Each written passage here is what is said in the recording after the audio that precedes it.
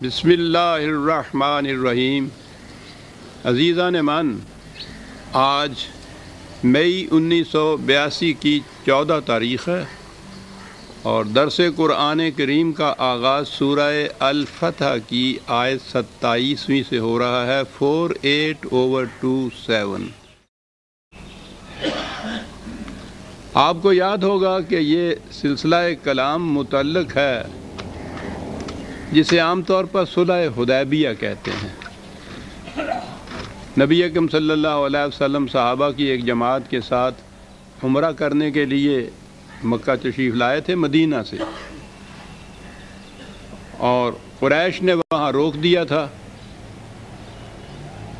وہاں یہ خبر بھی اڑی کہ غالباً حضرت عثمان رضی اللہ تعالیٰ عنہ جو وہاں سفارت کے لیے گئے تھے انہوں نے گرفتار کر لیا ہے۔ نظر آتا تھا کہ قریش کی نیت کچھ خراب ہو گئی ہے۔ ان کے گھر میں یہ گئے ہوئے تھے، اسلحہ بھی ساتھ نہیں تھا، گئے تو تھے صرف عمرہ کرنے کے لیے۔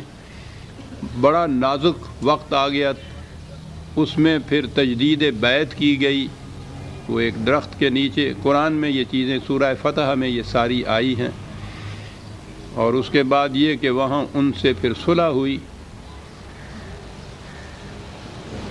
یہاں تک میں رکتا ہوں کہ آگے بات جو ہے وہ بڑی کچھ نازک سی آ رہی ہے۔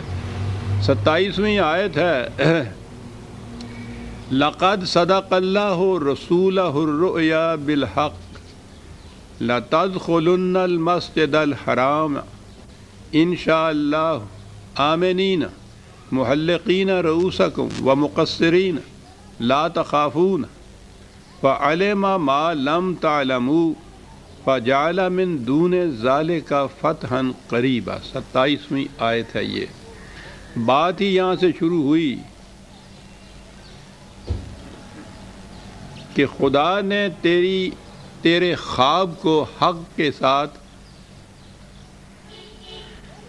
میں پھر عرض کروں گا کہ آپ قرآن کریم کے نسخے ساتھ لایا کریں، الفاظ پہ نگاہ رکھا کریں تو بات سمجھ میں آتی ہے۔ یوں ہی کانوں سے سن لینے سے یہ اس طرح سے بات واضح نہیں ہوتی۔ میں سمجھتا ہوں کہ آپ محض ذہنی دلچسپی کے لیے شاید تشریف لے آتے ہیں، مجھے معاف رکھیے گا تلخ نوائی میں۔ قرآن کو سمجھنے کا یہ طریقہ نہیں ہے، الفاظ سامنے ہونے چاہیے۔ یہ بڑا ایک اہم مقام ہے جس کے متعلق عام طور پر بڑی الجھن پیدا ہو جاتی ہے۔ یہاں کہا یہ کیا ہے جو عام ترجمہ ہے کہ خدا نے اپنے رسول کو نہیں، رسول اللہ صلی اللہ علیہ وسلم کو جو خواب آیا تھا اس خواب کو سچا کر دکھایا، یہ بھی معنی ہے۔ گرامر کے لحاظ سے اس کے معنی سچا کر دکھائے گا بھی ہو سکتے ہیں کہ وہ مسجد حرام میں کعبہ میں داخل ہوں گے نہایت امن کے ساتھ، اور پھر وہ مناسک کے حج یا عمرہ ادا کریں گے، وہی جو بالوں کو ترشوانا یا سر کا منانا، یہ مناسک میں داخل ہے۔ سوال یہ ہے، لقد صدق اللہ رسولہ الرؤیا، اگر یہ عام معنی ہے کہ خدا نے اسے سچ کر دکھایا ہے، یہ جو خواب ہے سورہ بنی اسرائیل میں ایک خواب کا ذکر ہے۔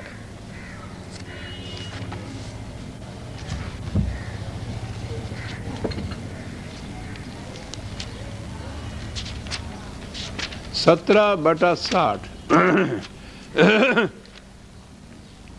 وَمَا جَعَلْنَا الرُّؤْيَا الَّتِي أَرَيْنَاكَ إِلَّا فِتْنَةً لِلنَّاسِ، کہ یہ خواب جو تجھے دکھایا گیا ہے وہ لوگوں کے لیے طرح طرح کی آزمائشوں کا باعث بن گیا ہے یا فتنہ پردازیوں کا باعث بن گیا ہے۔ خواب کا ذکر ہے یہاں، یہی ایک مقام ہے جہاں حضور کے خواب کا ذکر ہے۔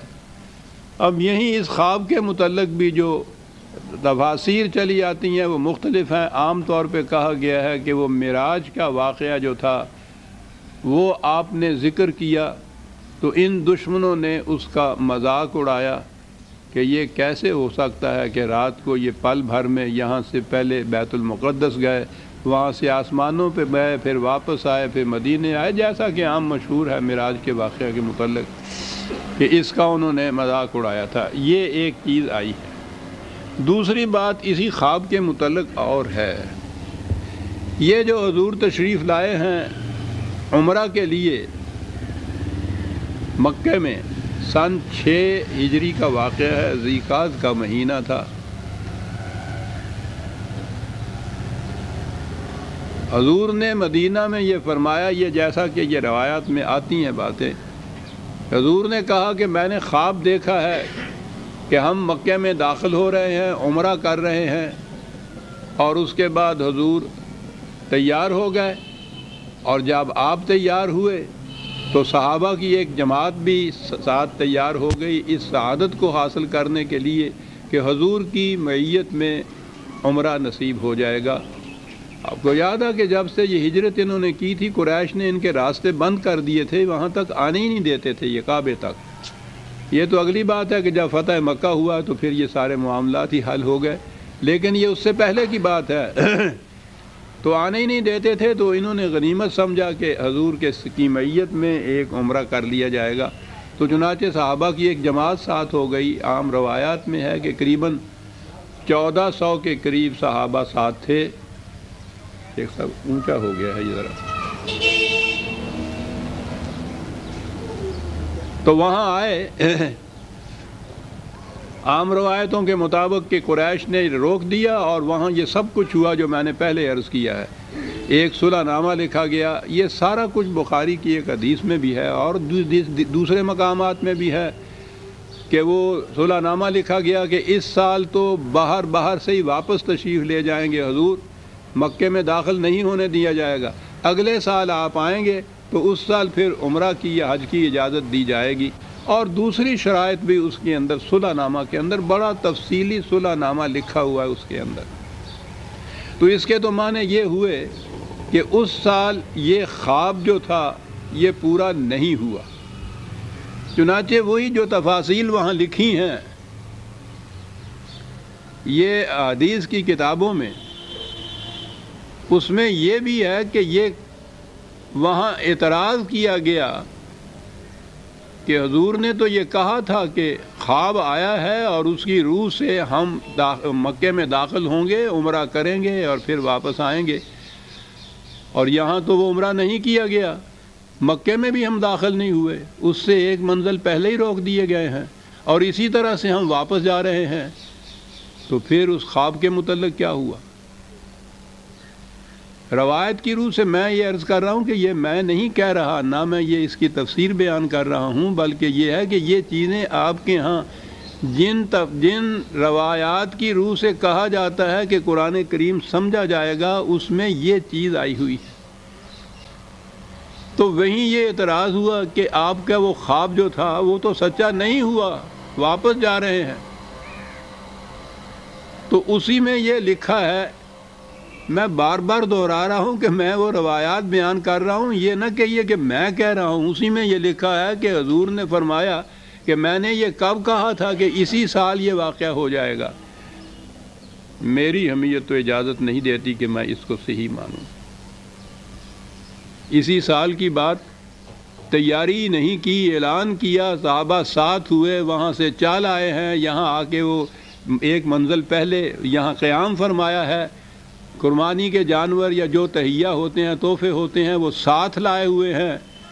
تو یہ بات جو ہے حضور کی شان سے بہت بلند ہے کہ آپ یہ فرمائیں کہ میں نے یہ کب کہا تھا کہ وہ اسی سال ہوگا، معاذ اللہ۔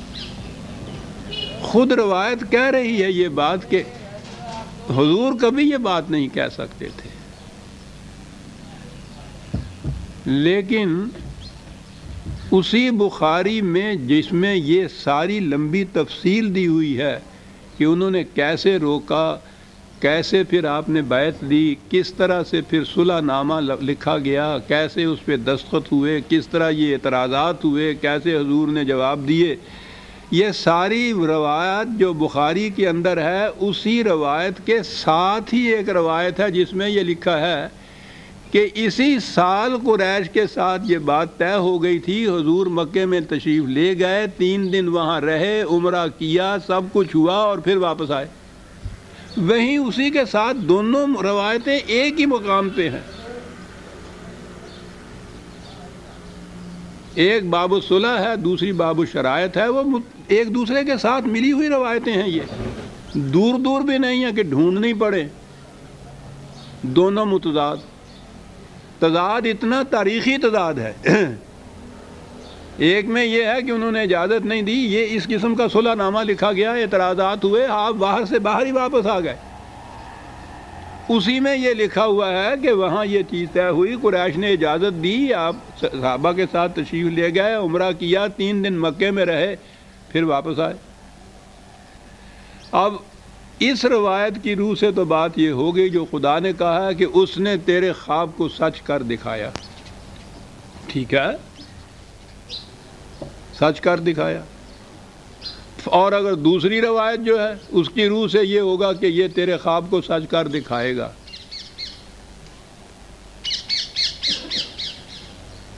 آپ کے پاس میٹیریل جو ہے تاریخ کا وہ یہی ہے، دونوں میں سے کون سی بات مانی جائے کون سی نہ مانی جائے۔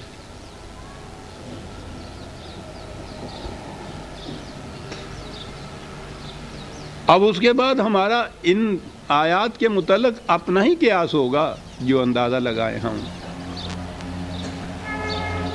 یہ بھی ہو سکتا ہے کہ اس سال انہوں نے اجازت نہیں دی اور آپ نے اللہ تعالیٰ نے کہا کہ کوئی بات نہیں، ہم سچ کر دکھائیں گے، اور یہ ٹھیک ہے کہ اگلے ہی سال پھر مکہ فتح ہوا، اور فتح مکہ کے بعد تو پھر جس شان و شکوہ کے ساتھ آپ وہاں داخل ہوئے، وہاں عمرہ بھی کیا، اس کے بعد تو وہ اس اسلامی مملکت کا مرکز جیسے پہلے تھا بن بھی گیا، یہ سارا کچھ ہوا۔ اگلے سال اگر یہ کہا جائے تو وہ یہاں یہ ہوگا کہ خدا تیری اس خواب کو سچ کر دکھائے گا، اگلے سال یہ بات ہوئی۔ اور اگر پہلی روایت جو ہے کہ اسی سال یہ ہوا تھا تو اس کے وقت یہ ہوگا کہ خدا نے تیرے خواب کو سچ کر دکھایا۔ یہاں یہ آتا ہے نا انشاءاللہ،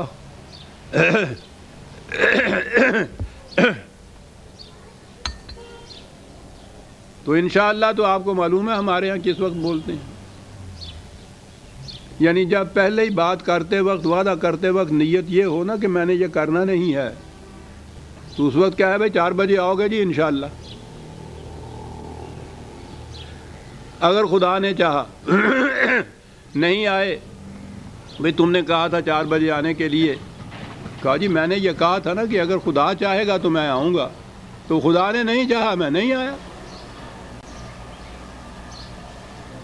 یعنی ہمیں یہ عادت ہو گئی ہے کہ اپنی ذمہ داری کسی دوسرے کے سر پہ رکھ دی جائے۔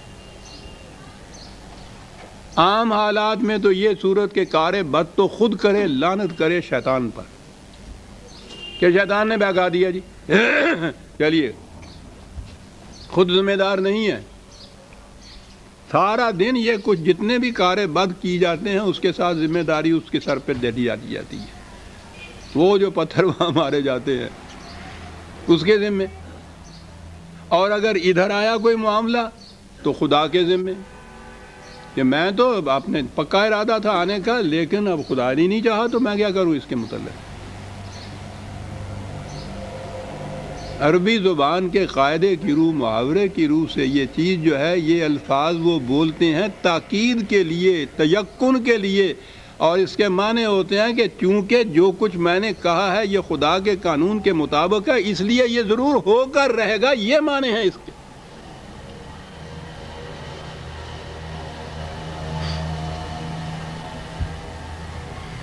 تو یہ یقینی چیز ہے کہ یہ جو آپ نے خواب میں دیکھا تھا کہ ایسا ہوگا، ایسا ہو کر رہے گا یا ایسا ہو کر رہا ہے،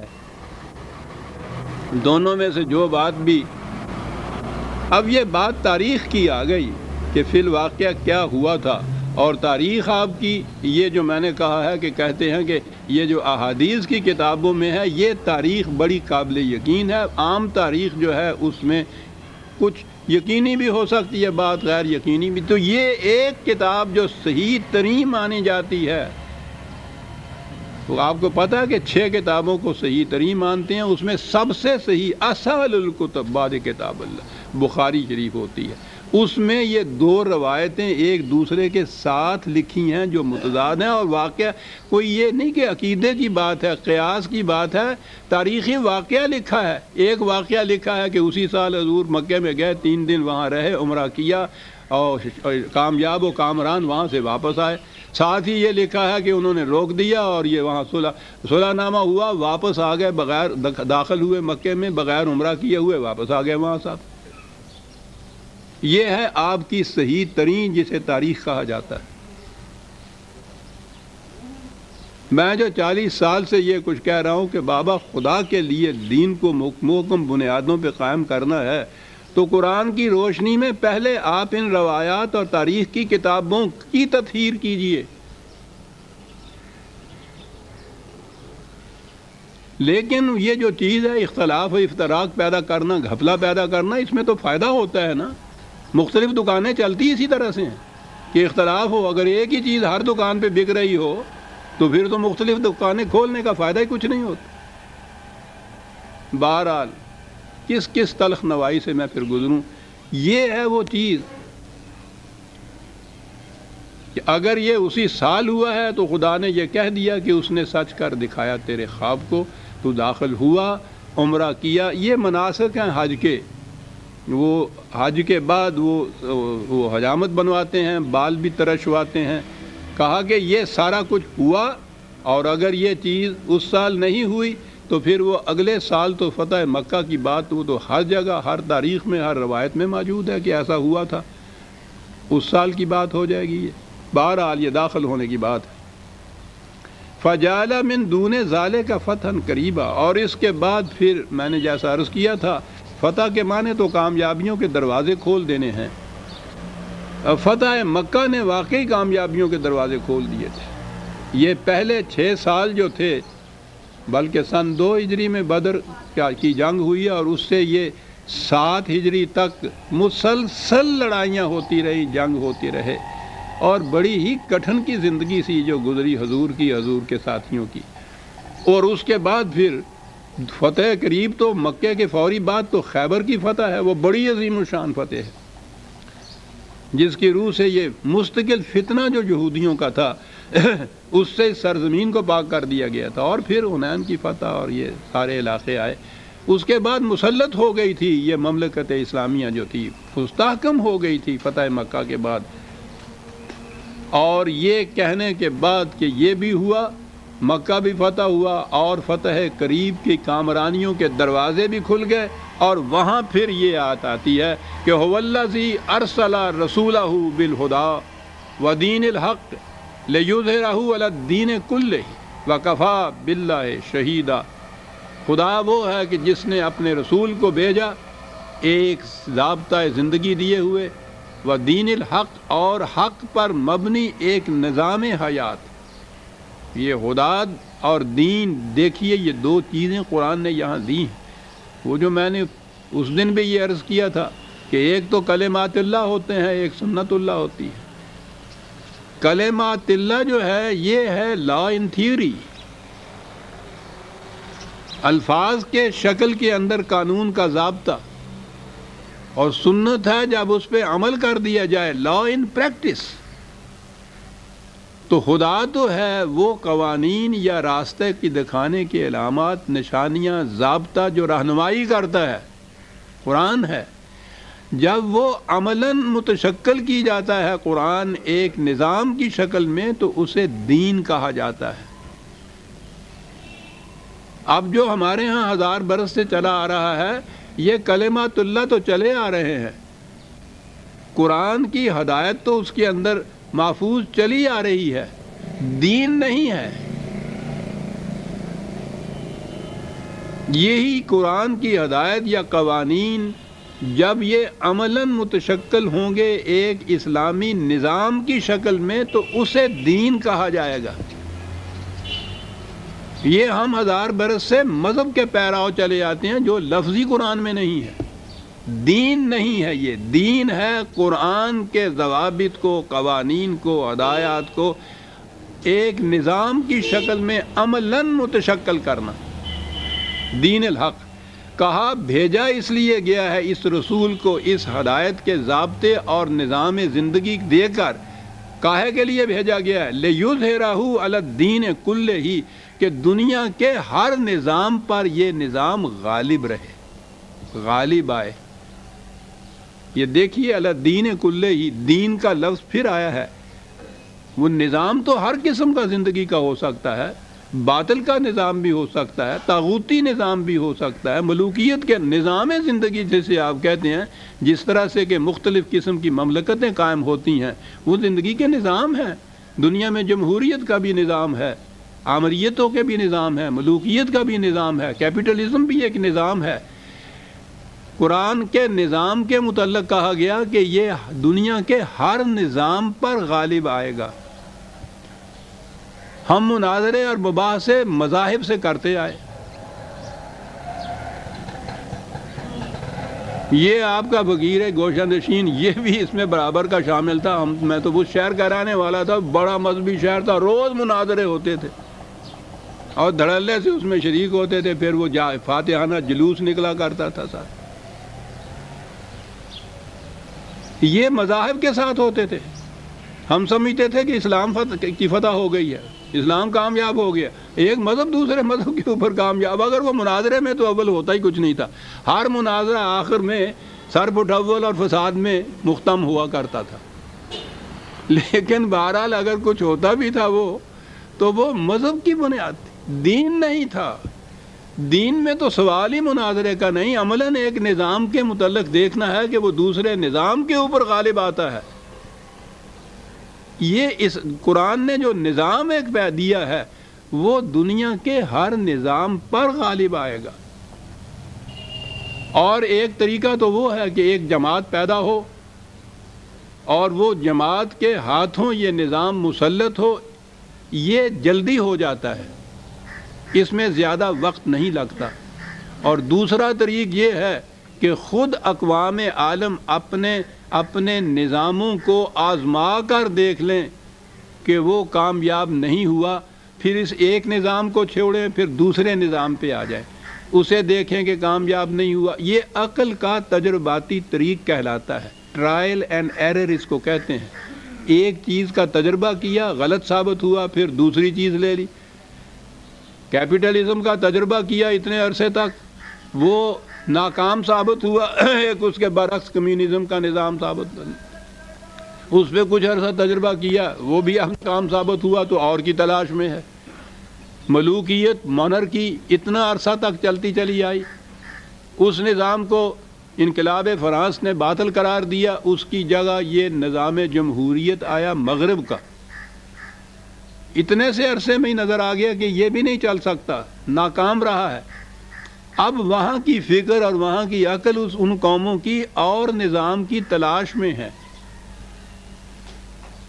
ہو سکتا ہے کہ ٹرائل اینڈ ایرر سے ہی اپنے نظاموں کو باطل خود ہی ثابت کرتے ہوئے، اپنے بتوں کو خود ہی ڈھاتے ہوئے وہ اس نظام کے اوپر آ جائیں، اگر یہ قرآن ان کے سامنے آ جائے۔ بہرحال اور دوسرا طریق وہ جو میں نے کہا ہے کہ جس کی روح سے یہ لمبا عرصہ جو ہے، لمبی مسافت جو ہے، وہ وادن تون جو کہا تھا قرآن نے کہ طے ہو جاتی ہیں یہ مسافتیں وحی کی روح سے ایک آن کے اندر۔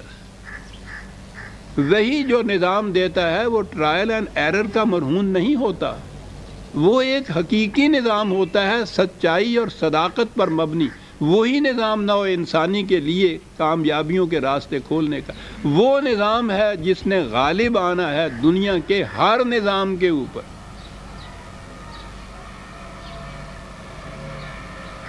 یہ بتایا اس لیے بھیجا، دو جگہ یہ آئے ہیں یہی الفاظ، اس مقام پہ بھی آئے ہیں، دوسری جگہ ہے سورہ توبہ میں 9/33، سورہ توبہ کی 33ویں آیت میں بھی یہی الفاظ آئے ہیں، اور یہ بڑے عظیم القدر الفاظ ہیں۔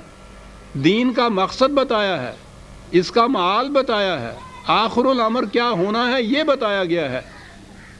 بتانے والا خدائے علیم ہے۔ محفوظ رکھا ہے قرآن کے اندر، شاعری نہیں ہے، مذہب نہیں ہے۔ خدا کا دعویٰ ہے کہ اس نظام نے دنیا کے ہر نظام پر غالب آنا ہے۔ تو میں نے عرض کیا کہ اس کے طریقے دو ہیں۔ وہ جو طریق وہاں ہوا تھا وہ ٹرائل اینڈ ایرر کا نہیں تھا۔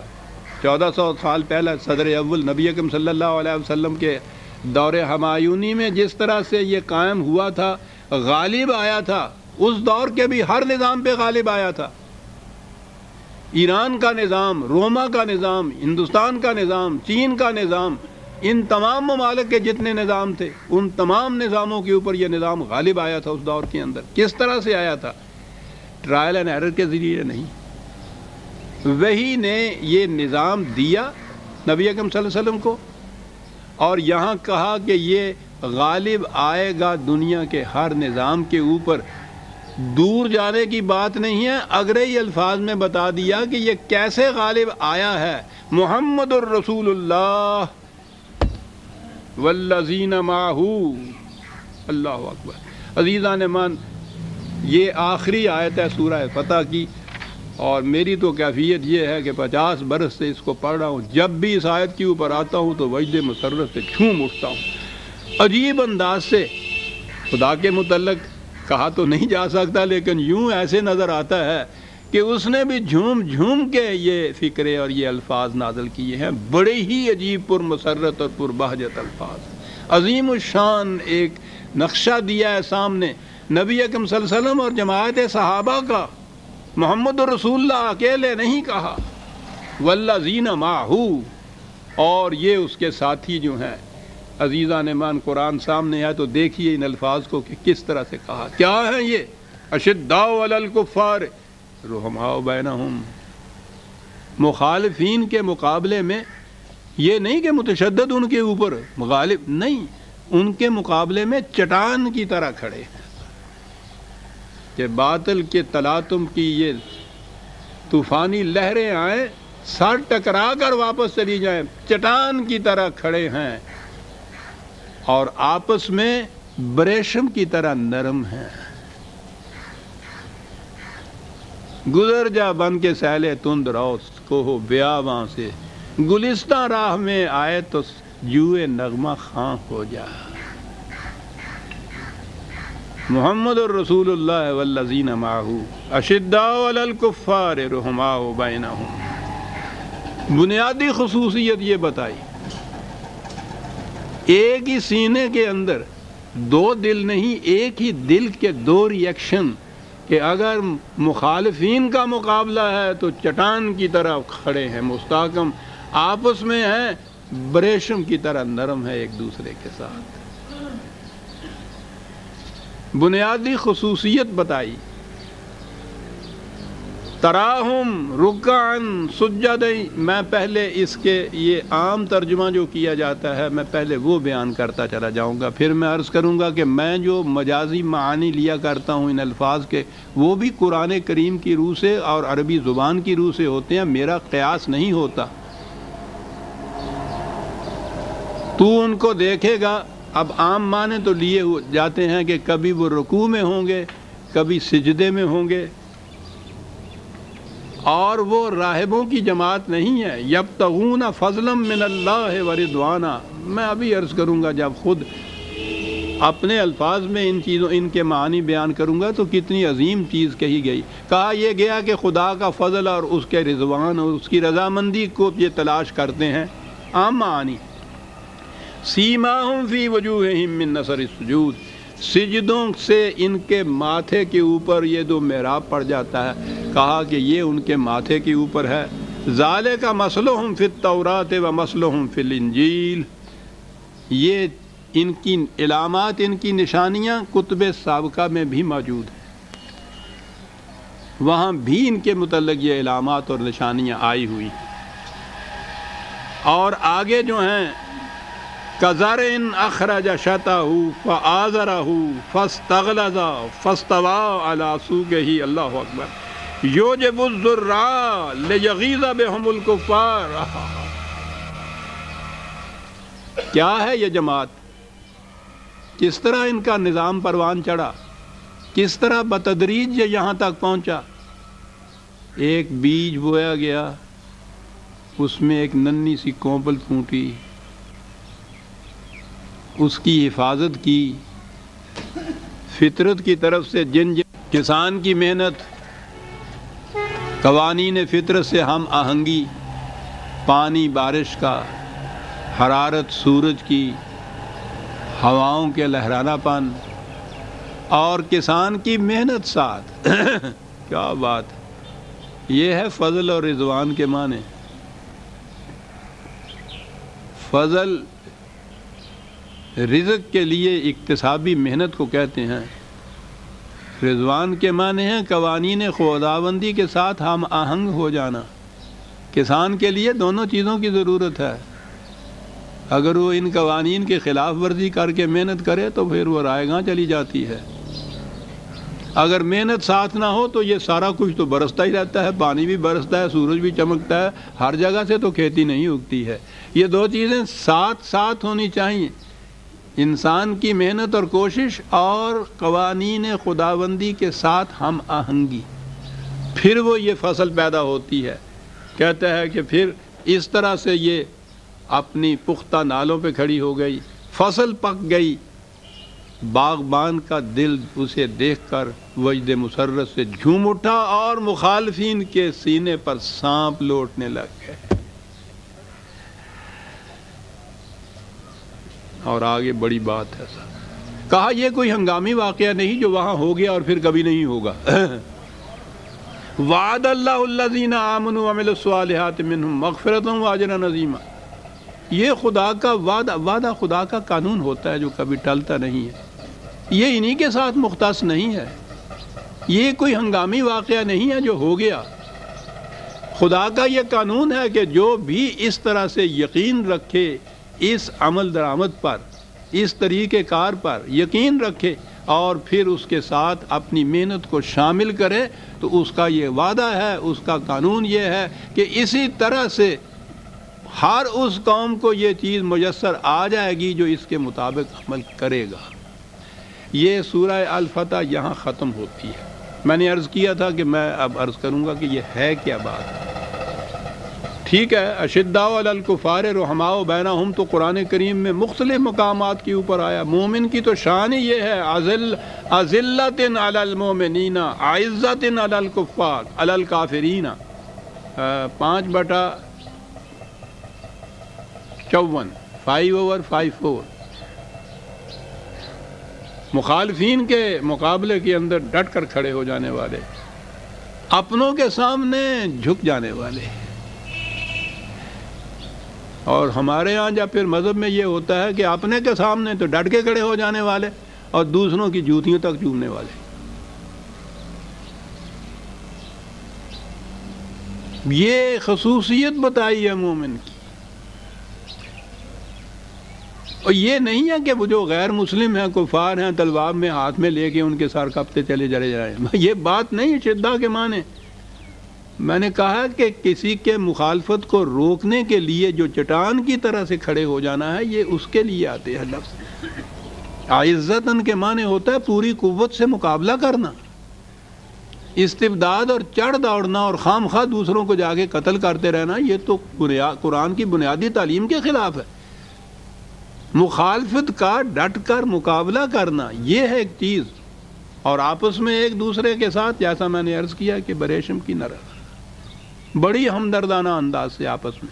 اذلتن قرآن نے کہا ہے، جھک جانے والے ایک دوسرے کے سامنے۔ تراہم رکعن سجدن، یہ ٹھیک ہے، لفظی معنی تو اس کے آئیں گے رکوع میں اور سجدے میں۔ یہ تمام جو پروسیس ہوا ہے اس نظام کو قائم کرنے کا، یہ تدریجی تھا، جیسا کہ اس مثال میں کہا گیا ہے، وہ کھیتی کے پودے کی مثال، فصل کی مثال، کہ بتدریج وہ ایک کونپل سے بڑھتا ہوا آگے جاتا ہے۔ یہ نظام قائم کرنے کے اندر ابتدائی دور میں جو پروگرام اس کا دیا جائے گا وہ ایسا ہوگا کہ وہ منتہا تک پہنچنے کے بعد اس کی اور کیفیت ہوگی۔ ابتدائی ٹریننگ کا زمانہ جسے آپ کہتے ہیں، یہ وہ زمانہ ہوتا ہے کہ جس میں وہ قوانین اپنی مکمل شکل کے اندر ابھی نافذ نہیں ہوتے، اس کی شکل ایسی ہوتی ہے کہ اس ماحول کے اندر بھی ان کے اوپر عمل ہو جائے۔ نبی اکرم صلی اللہ علیہ وسلم کی 13 سالہ مکے کی زندگی جو ہے، اس میں آپ دیکھیے کہ کوئی اسلامی نظام قائم نہیں ہوا، اسلامی مملکت قائم نہیں ہوئی، لیکن اس میں ایک جماعت تیار کی گئی، اس ماحول کے مطابق جو قرآن کے قوانین تھے وہ ان پہ نافذ کیے گئے۔ بتدریج یہ چیز یہاں تک پہنچتی ہے۔ یاد رکھیے، یہ جو ابتدائی دور جس میں ابھی پورے کے پورے وہ قوانین یا نظام نافذ نہیں ہوتا، وہ ابتدائی دور کے جو ہوتے ہیں ان کو نافذ کیا جاتا ہے۔ یہ ہے حالت رکوع جسے قرآن نے کہا ہے۔ جھکنا اس میں بھی ہوتا ہے، لیکن جھکاؤ آپ دیکھیں گے سجدے کے مقابلے میں آدھا جھکاؤ ہوتا ہے، اور جب یہ آگے بڑھتا ہے نظام اور اس کے بعد انتہا پہ پہنچتا ہے تو سجدن کی کیفیت ہوتی ہے، پورے کے پورے اس نظام کے آگے جھکے ہوتے ہیں۔ اور مثال کے طور پر جیسے قرآن نے یہ کہا ہے، پہلی زندگی میں ہے صدقہ اور خیرات اور لوگوں کی غریبوں کی مدد کرنا اپنے اپنے طور پر، یہ سارا دور جو ہے اس میں بھی یہ قوانین نافذ تھے، اپنے اپنے طور پر غریبوں کی، محتاجوں کی، بھوکوں کی مدد کی جاتی تھی۔ یہ نظام ابھی قائم نہیں ہوا ہے، اس کے لیے بھی قرآن میں تاکید آئی ہے، احکام آئے ہیں۔ ان احکام کی پابندی جو کی جاتی ہے، ان کی تعمیل جو کی جاتی تھی، یہ رکوع کی حالت تھی حقیقت میں۔ اب جب آگے چل کر نظام قائم ہوتا ہے تو کہا ہے کہ یسألونک ماذا ینفقون قل العفو، پوچھتے ہیں تجھ سے یہ کہ کتنا کچھ ہم دے دیں دوسروں کے لیے، کہا کہ تمہاری ضرورت سے جتنا زائد ہے سب کا سب دے دو۔ یہ سجدے کی حالت ہے، یہ ان قوانین کے انتہائی یا منتہا جو درجہ ہے، یہ اس میں جھکنے کی کیفیت یہ ہے۔ تو بتدریج جب یہ نظام قائم ہوگا، اس میں رکوع کی حالت بھی ہوگی، اس میں سجدے کی حالت بھی ہوگی۔ تراہم رکعن سجدن، اب آیا اس جماعت کا یا اس نظام کا پروگرام، یبتغون فضلا من اللہ و رضوان۔ کیا بات ہے دو لفظوں کی عزیزان من، پورے کے پورے نظام کا نچوڑ نقشہ دو لفظوں میں قرآن نے سمو کے رکھ دیا، فضل من اللہ۔ فضل کا لفظ ہی یہ جتنے سامان زیست مادی طور پہ جن کی ضرورت ہوتی ہے، زندگی کی ضرورتیں جتنی بھی ہوتی ہیں، انتظامات کے لیے جو سامان مہیا کرنا ہوتا ہے، وہ سارا فضل کے لفظ کے اندر آتا ہے عربی زبان میں، کہ یہ بھی ساتھ کرتے ہیں۔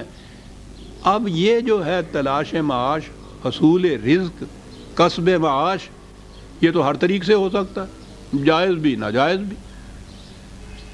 دنیا کی ہر قوم جو وحی کے تابع نہیں چلتی، نہ رکوع میں ہے نہ سجود میں ہے، تو وہ تو ہر طریق سے یہ کرے گی۔ کہا نہیں، اس کی خصوصیت یہ ہے رضوان، یہ جتنا کسب معاش اور تلاش رزق بھی کرے گی، اس میں قوانین خداوندی سے ہم آہنگی ان کی ہوگی۔ یہ رضوان کے معنی رضا، میں نے پچھلی دفعہ بھی عرض کیا تھا، خدا کی رضا مندی یا رضا جوئی یا خدا کو اپنے خدا کو منا لینا جو بات ہے، یہ وہ بات نہیں ہے۔ معاذ اللہ، خدا روٹھا ہوا نہیں ہوتا جس کے منانے کی ضرورت ہوتی ہے۔ رضوان کے معنی ہوتا ہے کسی دوسری چیز کے ساتھ ہم آہنگ ہو جانا، کوئنسائڈ ہو جانا اس کے ساتھ۔ یہ جو چیز ہے کہ وہ تلاش رزق کرتے ہیں، پوری پوری محنت کرتے ہیں اس کے لیے، لیکن حدود فراموش نہیں ہوتے، خدا کے قوانین اس کی مشیت کے تابع چلتے ہیں، اس سے ہم آہنگ ہوتے ہوئے تلاش رزق کرتے ہیں۔ اب یہ فرق ہو گیا باقی دنیا کی تلاش رزق میں اور اس جماعت کی تلاش رزق کے اندر۔ یہ جائز اور ناجائز کی تفریق کو ہر وقت ملحوظ رکھتی ہے۔ سیماہم فی وجوہہم من اثر السجود، عام ترجمہ میں نے عرض کیا تھا نا کہ سجدوں سے ان کے ماتھے کے اوپر ایک نشان پڑ جاتا ہے، وہ جسے مراب کہندے نے۔ اصل میں تو محراب ہوتا ہے، پر ہر پنجابی تے پھر کٹ کے گل کر دینا، مراب کہندے نے انہوں۔ یہ جو ماتھے پہ نشان پڑتا ہے، گھٹا، قرآن ہے عزیزان من، ایسی بات نہیں کرتا۔ من اثر السجود، قوانین خداوندی کی کامل اطاعت سے ہوتا کیا ہے؟ یہاں نفسیاتی دنیا آتی، سائیکالوجی آتی ہے، انسان کے اندرونی خیالات، دل کی حالت، کرب و اضطراب یا اطمینان، اس کے اندر کے جو کیفیات ہوتی ہیں، اب تو سائیکالوجی اس کو پوری طرح سے ایک علم کی حیثیت سے آگے لے آئی ہے کہ اس کے اثرات، اس کے علامات، اس کی نشانات انسان کے چہرے سے ظاہر ہو جاتی ہیں۔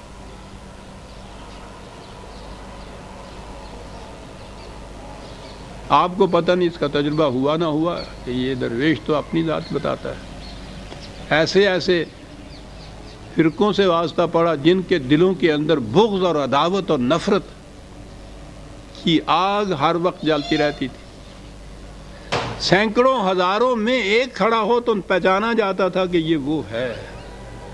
ہر وقت نفرت کی آگ جن کے سینوں کے اندر ہو، چہروں سے پہچانا جاتا ہے۔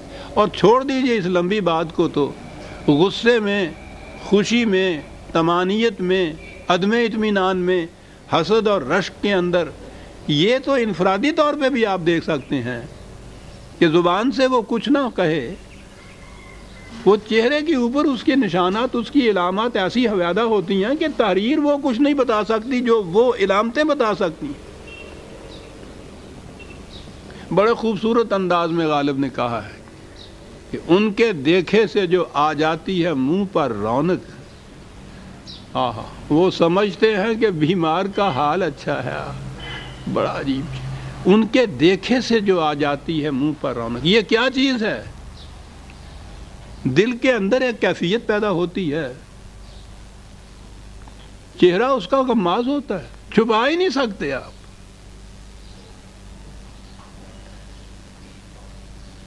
قوانین خداوندی، اس کی مشیت، اس کے نظام کی اطاعت سے، اس کے مطابق زندگی بسر کرنے سے، قرآن کہتا ہے کہ الا بذکر اللہ بتطمئن القلوب، اس سے قوانین خداوندی کو ہر وقت سامنے رکھنے سے دل کی حالت ایک طمانیت کی ہوتی ہے، سکون کی ہوتی ہے، اطمینان کی ہوتی ہے۔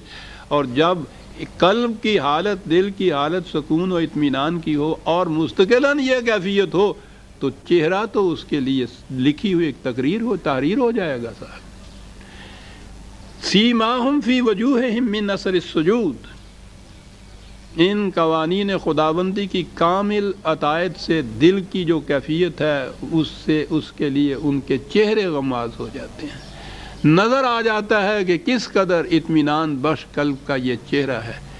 یہ جو چیز ہے نا کہ وہ اس سے پہچانے جاتے ہیں، یہ میں نے عرض کیا، قرآن سمجھنے کا طریقہ یہ ہے کہ ایک جگہ جو بات کہی جائے، دوسری جگہ دیکھیے کہ کہیں اور تفسیر آئی ہے، اور قرآن کا دعویٰ ہے کہ وہ اپنی ہر بات کی تشریح دوسرے مقام پہ کر دیتا ہے۔ چھوٹی سی ایک آیت ہے، 83/24، 83/4، اہل جنت کے متعلق، نہیں 4 نہیں، 83/24، 24، 83/24 اہل جنت کی بات ہو رہی ہے۔